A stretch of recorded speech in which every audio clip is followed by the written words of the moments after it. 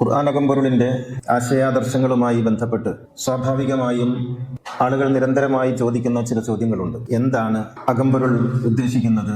എന്താണ് അകമ്പൊരുളിന്റെ ആശയം, ആദർശം? ഇസ്ലാമിന്റെ തനത് സൗന്ദര്യവും അതിന്റെ വിശാലതയും സമൂഹത്തിന് അനുഭവപ്പെടുമാറ് മനുഷ്യന് മനസ്സിലാകുന്ന ഭാഷയിൽ സങ്കീർണതകളില്ലാതെ വിശദീകരിക്കാനാണ് അകമ്പൊരുൾ രൂപപ്പെട്ടിട്ടുള്ളത്. ഇത് ഏതെങ്കിലും ഒരു വ്യക്തിയുമായി ബന്ധപ്പെട്ട് നിലനിൽക്കുന്ന ഒരാശയമോ ആദർശമോ അല്ല, മറിച്ച് ഇത് വിശുദ്ധ ഖുർആനിന്റെ ആശയ ആവിഷ്കാരമാണ്.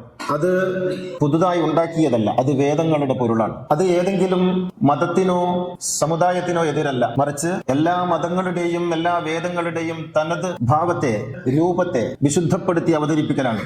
അകമ്പൊരുൾ എന്ന് പറയുന്നത് വ്യത്യസ്തമായ ഏതെങ്കിലും ഒരു ആശയധാരയല്ല, മറിച്ച് മുഹമ്മദ് നബി ഉൾപ്പെടെയുള്ള പ്രവാചകന്മാർ സമൂഹത്തിന് മുന്നിൽ സമർപ്പിച്ചിട്ടുള്ള മാനവികമായ ആശയങ്ങളുടെ ഇക്കാലഘട്ടത്തിലെ ആവിഷ്കാരത്തിന്റെ പേരാണ് അകമ്പൊരുൾ.